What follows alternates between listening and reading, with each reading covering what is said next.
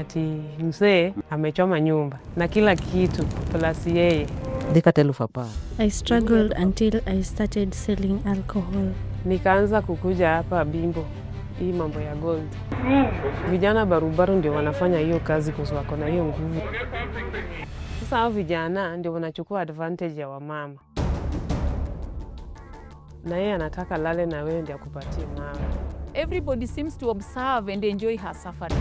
Tunaongea tu, alafu inafika mahali tunapatana kimawazo. Tunapoongea, but they operate in such an undercover way. Wanaume ni wabaya, ni kama umbwa, wanakutumia bila kuvaa kondom. This man have an affair with the mother, have an affair with the daughter. Oh, it gets worse. You're likely to get increase in terms of sexually transmitted infection. But what options does this woman have that gives her leeway to see this as an economic form of abuse?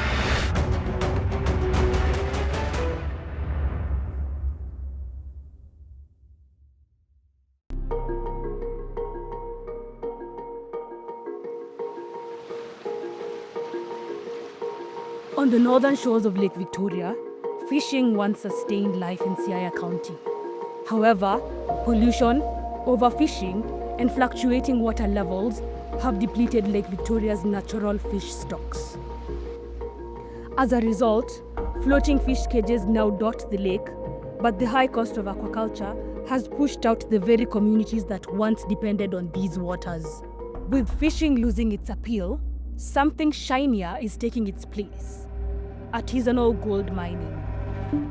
Chris Owala of Community Initiative Action Group Kenya describes a landscape dotted with mines across Siaya. Everywhere there's mining. If you go to Bondo, there's mining almost South Sakwa, North Sakwa, Central Sakwa, all those areas mining are happening. If you go to Ariada, East Asembo is the bedrock of mining. If you come to Game, South Game, East is a bedrock. So nearly everywhere, in all the sub-counties in the Siaya County, there's gold which is being mined. But for many women here, gold comes at a cost beyond labor. Siaya sits on the Busia-Kakamega Greenstone Belt, one of 7 belts that form the Lake Victoria Greenstone Belt. In fact, alluvial gold has been found in River Yala, which flows through Siaya into Lake Victoria, indicating presence of gold deposits in the county. But gold isn't new to Siaya. It was first discovered in the 1930s, then forgotten until explorers revived the old mines around 2020. But with its return came devastation. We investigate the human cost of artisanal gold mining in Siaya, particularly in Abimbo, Bondo sub-county, South Sakwa, about 36.7 kilometers from Siaya town, revealing how mining is tearing the land apart, endangering health, and cornering some women into choices no one ever has to make. This cost is felt most by the women, especially widows, who are left to fend for themselves and their children, sometimes in the same mines where they lost their husbands. Siaya is home to nearly 50,000 widows. In a county with a population of just over 1.1 million, that means 1 in 25 residents is a widow. Among them is Angeline, whose story reveals the daily struggles and sacrifices behind these numbers. Nilizaliwa Asembo, Ariada. Nikakuwa nimesoma kidogo. Nikapoteza my mom nikiwa class 6. So, sasa nilikuwa naishi tu kwa mkono ya maanti yangu. Nikaishi na aunti yangu huko Mombasa. Nikasoma hadi form 3. Nikakutana na huyu bwana yangu mwenye alinioa akanileta hapa Sakwa. Sasa mzee akaingia kwa hii kazi ya kuchimba gold hapa Bimbo. Alikuwa ananilisha. Sasa mimi nilikuwa mambo ya nyumbani na nachunga watoto nao wetu pia. Angeline was caught in a long-running land dispute with her husband's 2 brothers. Her husband had gone to court over this and won. But this victory came at a hefty price. A family once united was now broken. And in 2019, the most unfortunate thing happened. Ilikuwa on a Sunday. Si tulikuwa tumeenda church. Kurudi. In fact niliitwa kwa church. Ati mzee amechoma nyumba. Na kila kitu. Plus yeye. Her world fell apart after her husband died by suicide. All Angeline has left of the home they built with love is this foundation. Her life has not been the same since. Ilikuwa kitu uchungu sana. Yaani ni uchungu. Kisikia ni uchungu, ni uchungu. Nikabaki na watoto. Nilikuwa nalala kwa chini ya mti. 1 month. Left alone with 6 children to feed, her only option was to find work in the mines. Nikaanza kukuja hapa Bimbo, hii mambo ya gold. Sikuwa najua kufanya hizo vitu. Sana kuja tu na hao mama pia wanakuja. Naona vile wanafanya. Nikajifunza kutengeneza hizo vitu, kuosha. Kupata hiyo mchanga ni ngumu, but ukishapata lazima ugonge kwe ndogo ndogo. Uanike ikauke. Ubebe upeleke kwa kisiagi. Ukisasiaga unalipa pesa. Ndio ukuje uoshe. Ukiosha mpaka utengeneze kwe hiyo gold. She endured all this for her children. But sadly, tragedy struck again. Mimi nilizaa watoto 6. Hao watoto walikufa. Nikabaki na mmoja. Wamekufa. Nimebaki na mmoja. Watano anagonjeka tu kidogo. Mtoto anaanza tu kama saizi mchana. Anasema, naumwa na kichwa. Sisikii vizuri. Unasema, wacha hata nikupatia Panadol. Haifiki jioni, unasikia tu mtoto amekufa. Hivyo tu. Mwingine akienda kulala, vile watoto wamelala, hata amka, utapata tu mtoto amekufa. Angeline had no time to process the loss of all but one of her children. She had to go on, not just for her own sake, but also for her child's.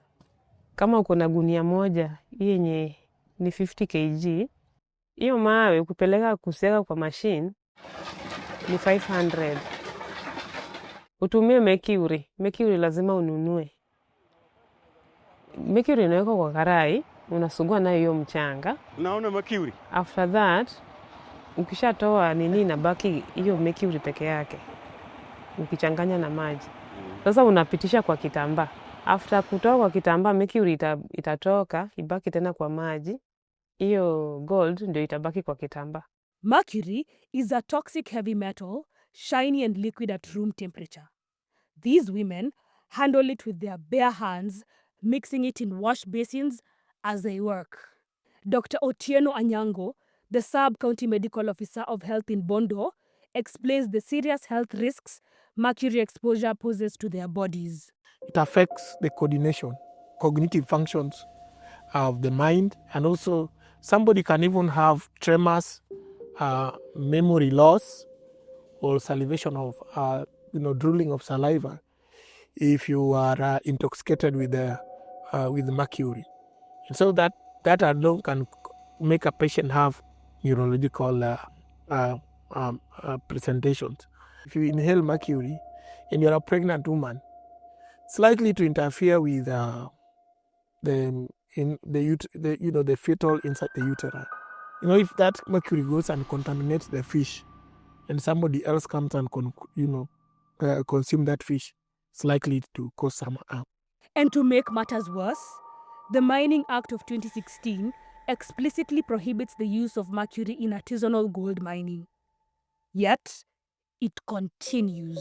The guys doing chemicals, most of them are from Tanzania. The chemicals come from Tanzania.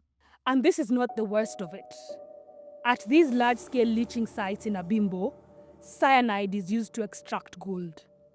Cyanide use is illegal in artisanal gold mining and only permitted for large-scale operations under strict regulation. However, these leaching sites lie dangerously close to the lake, one just 389 meters away, the other only 530 meters from the shoreline, raising serious concerns that the toxins could enter the food chain. This is a concern shared by Gabriel Oduong, Siaya County's Director for Environment, Climate Change and Natural Resources. And in most cases, the topography is that the terrain usually slopes towards the water bodies, particularly lakes and rivers. And so there are possibility or chances of the toxics being absorbed in the soil and getting washed into the water bodies. A 2025 study conducted in Abimbo, among other areas in Siaya County, showed the locals have little to no knowledge of the environmental and health impacts of gold cyanidation. And it happens in their area. Awareness is low and the risks are serious, ranging from respiratory problems, headaches and dizziness, to death if amounts as small as a grain of rice are ingested. The risks go beyond mercury and cyanide. For some women, danger also comes from the men who work in the mines. These mines go nearly 200 feet deep from the surface, dug mostly by hand, and walls that could collapse at any time. Vijana barubaru ndio wanafanya hiyo kazi kwa sababu wako na hiyo nguvu ya kuchimba hiyo na kutoa hiyo mawe. Sio kazi rahisi. Sasa hao vijana ndio wanachukua advantage ya wamama. Because wako mbele ya kutoa hiyo mawe. Wanapata mawe mzuri sana, tena wanapata mingi. Hao ndio wanatumia. Sasa wamama wenye wametoka nje si rahisi upate hiyo mawe. Hao ndio wanatumia. Wanatumia, they use. She says it matter of factly. The sex for gold trade is so normal here, it even has a local name, apinde, understood only by those who live with it. Wanataka wakutumie, like anakupatia mawe na yeye anataka lale na wewe ndio akupatie mawe. Hii miaka yangu ni mingi, niko na 51 years. Ukiona mtoto mwenye anakuambia anataka alale na wewe ndio akupatie mawe, ni rika ya mtoto yako. Ni uchungu sana. Ni uchungu. Angeline said no, but another widow, who we'll call Jane, faced a very different reality. After Jane's husband died in 2019, the little she earned from selling second-hand clothes was simply not enough to sustain her family. Nilikuwa na watoto shuleni, boarding school. Sa unajua, ukiuza mitumba, utoe shilingi 10,000, hautapata pesa ya kuenda kuchukua zingine. Hapo mwaka wa 2021, niliamua kuswitch to gold, ambapo ilinifanya vizuri mpaka nikalipa karo za shule. While working in the mines, she saw the terrible barter trade happen. Sex for gold. Jane had no other option. She became entangled in it, trapped by circumstance. She explains how it works. Tunaongea tu, alafu inafika mahali. Tunapatana kimawazo. Tunapoongea, unaweza shika mtu ambao ni kiongozi katika hiyo site. Ule ambao anagawa ile mawe. Sasa atakuwekea mingi.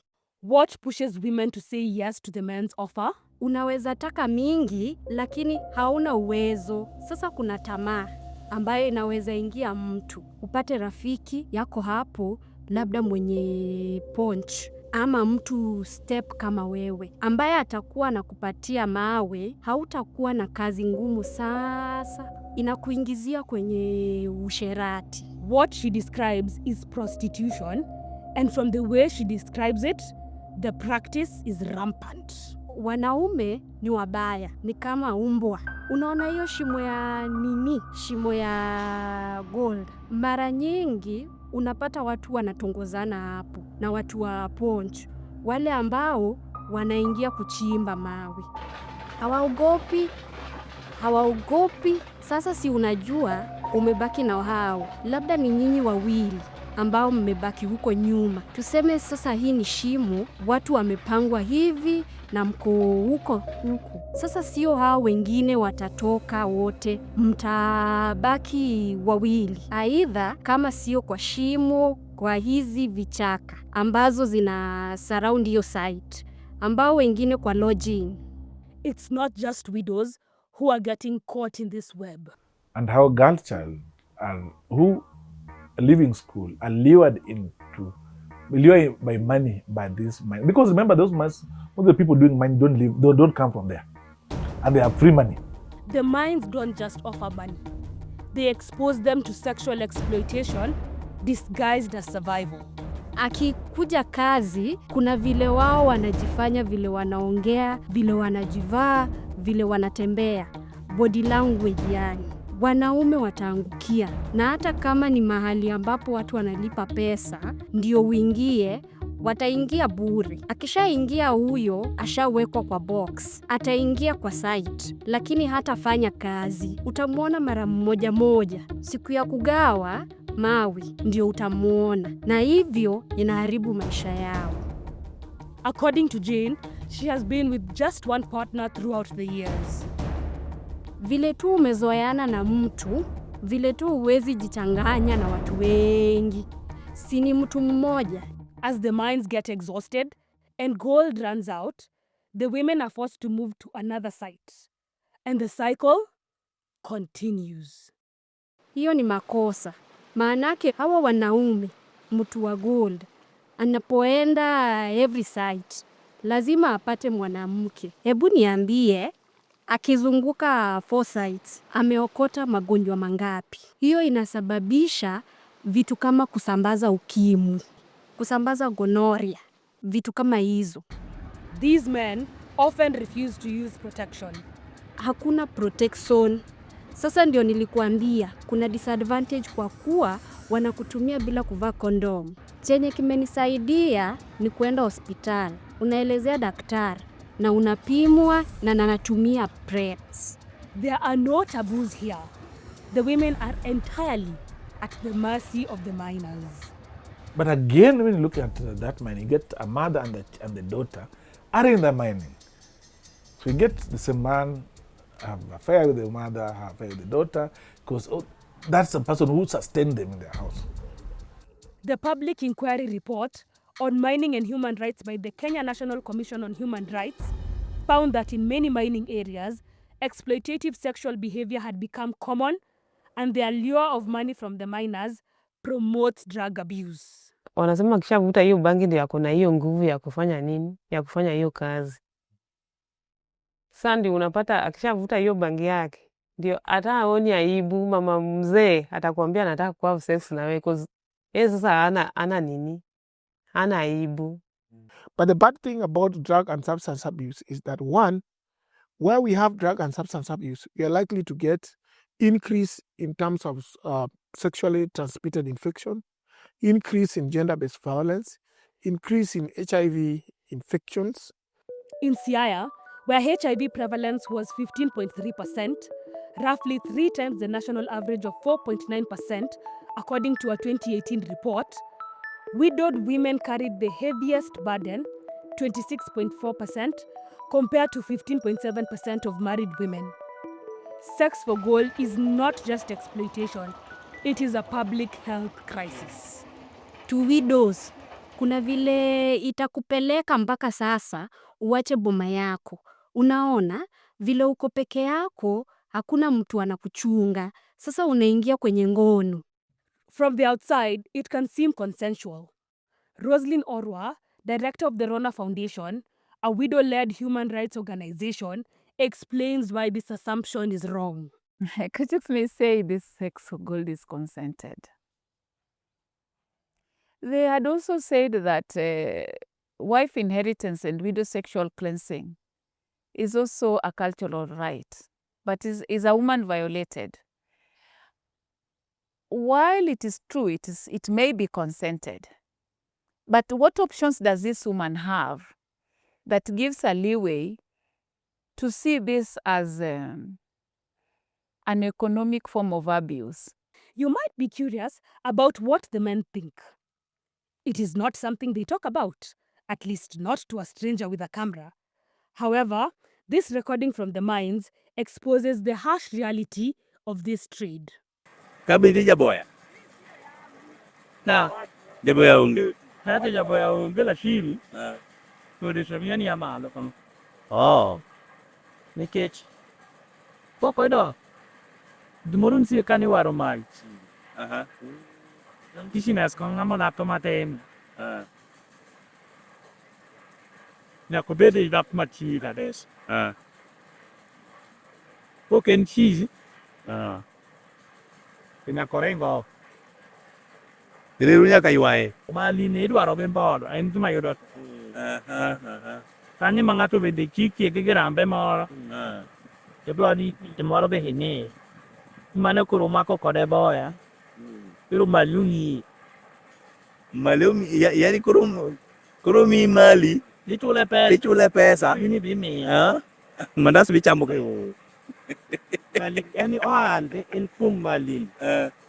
Così totanali che se lui il papar gario gramma tie. Obi de caten papar ga ucel dimni chemo. No de nani pratu de bi udegini. Però vino qui tuone e kalegi mi nieti yeno.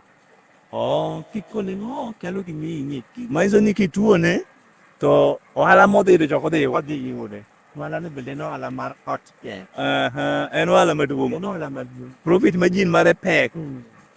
Hey. To kidi so timo nang. Kidi ka be tiere gar baya lo gede ka unya ya ka kidi so. Chama mandas. Mine ne ban te tik. Nas mari goldi. Dawasa la de na.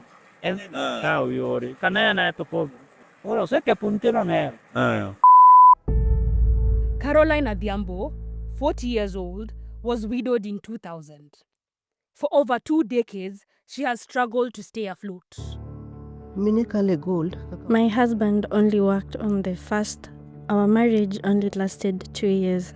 We were farmers, but after 2 years, he died. It hurt me. The passing of my husband hurt me. I struggled until I started selling alcohol. There are days when I'd sell firewood by the lake and only make 200 shillings. Caroline joined the gold business in 2015. She introduces us to another form of payment used in the mines, a system called garama, where women offer porridge in exchange for the gold-bearing rock. Some people were working at the mines and it found me when I was struggling. The people there asked me, could you find us something to eat?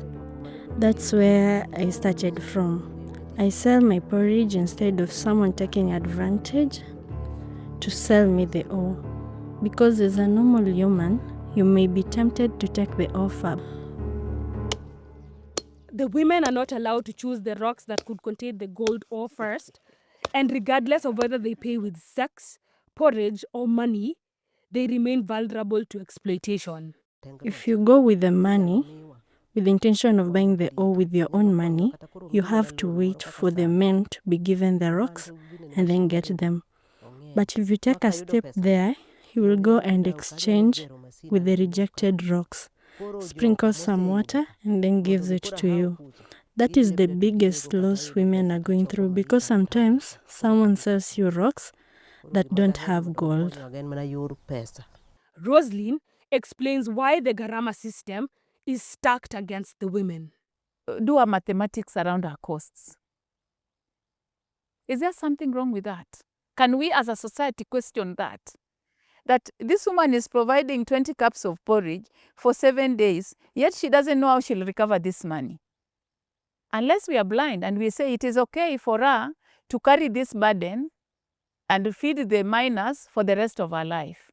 To mitigate these challenges, some women choose to go underground to mine their own ore. But even there, they are far from safe. The women are most affected in some cases. You look at Ndori, in Lumba area, where 6 women died in a day. Millicent Akinyi, aged 40, Mathlida Aoko, 42, Viola Aloch, aged 27, Caroline Atieno, 36, and 42-year-old Catherine Akinyi. And the government has kept Things are normal. The leaders, it's okay. Nothing. It's like that's just another statistics. These statistics also count men among the casualties. And here, where widows are many, the story becomes painfully clear. The mines took husbands, fathers, and the stability of many homes. In terms of health, one of the things that we've seen is the traumatic accidents and injuries that have happened in the mining sites. When we have the gold mine collapse, either injuring people inside the gold mine or killing them or even having the near misses. Many people have perished in these mines, but one particular incident stands out. The 2021 tragedy where 2 miners were killed and 10 others trapped after a mine caved in. The story of Tom Okwach, one of the trapped miners, made national headlines, and as Amos, an elder of the community, says, it left the people of Abimbo scarred. Watoto wengine anaogopa mambo ya goldi kwa kulingana na kifo ya Okwach. Okwach anakufa kigafli. Okwach anakufa kwa simu ya kuenda na ya huko. Unafutafuta Okwach mwezi wangapi ya? Bwana Richard. Mwezi wangapi? Abril. Mwezi wa 7 hivyo. Kufutafuta Okwach.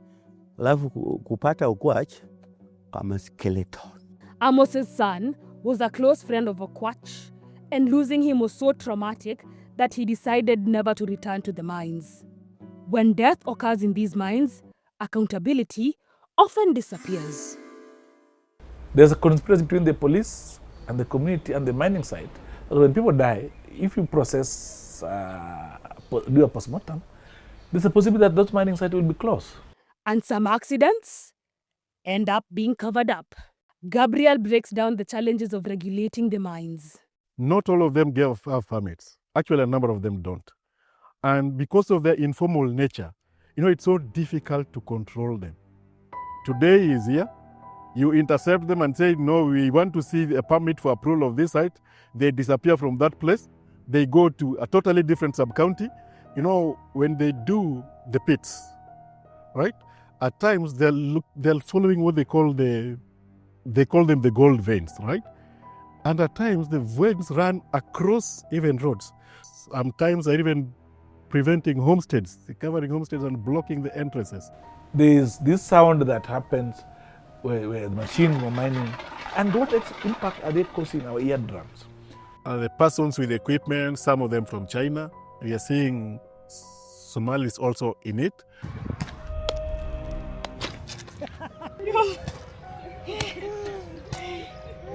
And with the use of explosives comes tremors and destruction of property. Kukaa hapo unasikia. Nyumba unapata cracks. Alafu kama kujenga nyumba ya nguvu na chuma, lakini tafadhali. Lakini nyumba vivyo. Mtu anapata cracks. Hapo zamani, hapa ni msituni kubwa zaidi hapo zamani. One, environmentally speaking, we'd be losing our forests. Because those guys clear trees like nobody's business. The damage is clear, but the bigger question remains. Where does all the gold go?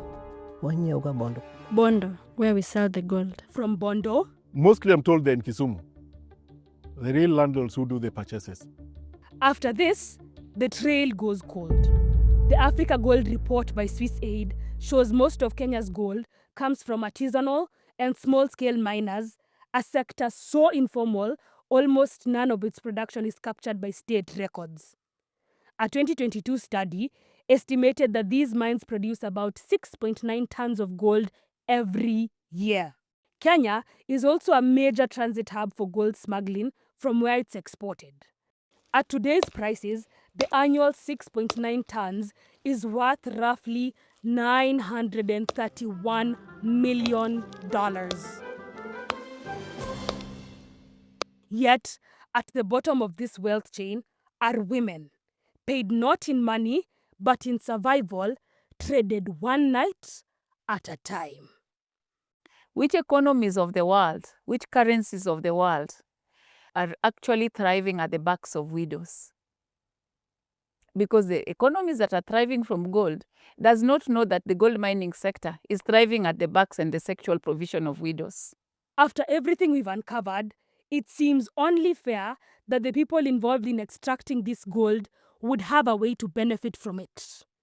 But now the ultimate beneficiary is the person to whom the gold is being sold, who in most cases I've witnessed are not actually natives of these places. However, these mines operate in a legal grey area. They are not marked, and no clear records of ownership exist. But they operate in such an undercover way that you can't visit the site once and get to know this is the so-and-so. You'll have to visit a number of times. You have to be with the community before you get to see the real person who actually buys. That, to me, is the person who benefits most. But some players are known. Take Shanta Gold, for example. In 2020, the company acquired Kenyan mining rights from the Canadian firm Barrick Gold. That deal handed Shanta 7 licenses across Kakamega, Kisumu, Siaya, and Vihiga, a stretch of about 1,161 square kilometers, believed to hold roughly 31,184 kilograms of gold. So the resource that people have is a curse to the community. So it's not a blessing in it because leaders have turned deaf ears. Company, Shanta, they're saying they have to migrate to, because government is saying when a resource is discovered in your area 6 feet deep, then that's mining, that you have to get licenses from us. So the government is using that to evict the resident. Issue of relocation, it has been said we don't sell our ancestral land, we are not being relocated, but we are told a survey on relocation has been done. What is the recommendation in that report? A planned National Environment Management Authority, NEMA, public participation forum on the Shanta Gold mining project was violently disrupted in Isulu, Ikolomani constituency, and who have vowed to protect their ancestral land. When you dispossess people, it's not about the land question that the people seek. There are sentimental attachment to this. There are cultural issues attached to this. There are deeper issues that what you can see and cost is never enough. The emotional trauma that comes to the people. There are old wazis that they never thought of going anywhere. When you took them out, they'll die. Completely. There are people who bury their children behind their homes, and every morning they go to the graves, and that's what they console them. If they are removed from that, they will also die. I've written to ODP, I've written to direct IG, I've written to DCI, Amin himself, about how the offices are being used to criminalize the community of Ramola, both in Mabona area and Ramola area. I've been beaten by these oppressors. Yes. I've been have a case going in the court against them. But it does not stop me from pushing for the justice for the communities. The community has joined the fight. On November 10th, 2025, the Kojoro Artisanal Miners Cooperative Society Limited petitioned the Cabinet Secretary of the Ministry of Mining, Blue Economy and Maritime Affairs, asking CK Holdings, a company based in Hong Kong, to release part of their license area. The person must be known by full name. The person must be tamed. We have spoken about the challenges at length. What about the solutions? Ya chenye nilikuwa naona wenye wanasaidia wamama kama mimi. Kama serikali inaweza saidia wamama wapatie kitu kama hata pesa ya kufanya biashara ama pesa. In response to their struggle, the Siaya County government passed the Widow Protection Act on November 13th, 2025, led by efforts by the Rona Foundation and its partners. So we basically transferred a lot of research, a lot of social impact into a framework that would be tangible, and devolution should work for the woman who was most left behind. So this is how this law has been framed. And the widows have been centered of it. And now our prayer is that Siaya County has set up a precedence, a best practice that other counties in the region should be able to look at. It is a hopeful start. But hope alone isn't enough. Not after all the pain and struggle. I think to me it needs collective action. And even when it comes to collective action, there has to be a lead agency. That's the way government operates. In this case, the Department of Mines and Geology, you operate this. It would be good to have consultative meetings, and not just with the government operations, the offices I quoted here, public health, county government, Department of Environment, Department of National Environment Management Authority. As authorities fail to protect miners and their communities, widows live on the edge, waiting for a gentler tomorrow. Mimi nataka nichunge hawa wenye nimebaki nao wasome malize shule. At least maisha yao wasikuwe kama hii yangu yenye napitia. Hata ni kama Mungu ameniongeza masiku, nione hata wajukuu wangu wakikua, yani boma yangu ikue, hiyo generation ikuwe na maisha mzuri, si kama hii yenye napitia. Until change comes, sex for gold remains the unspoken price they pay. You can't define her by suffering and make that her fate. That when you see her, this is her fate. She has to pay for it. She has to suffer for it. Everybody seems to observe and enjoy her suffering. Ninamuuliza Mungu, hadi lini nitakuwa katika hali hii?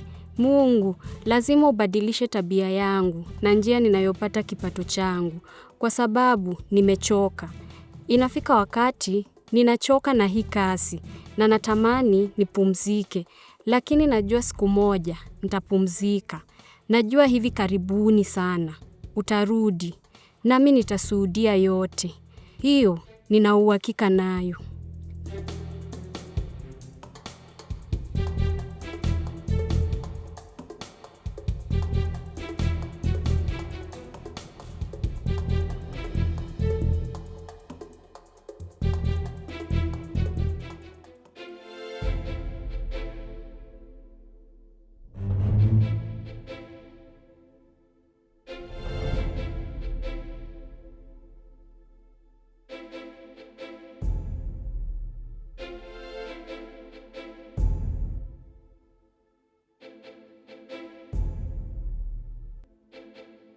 Mm-hmm.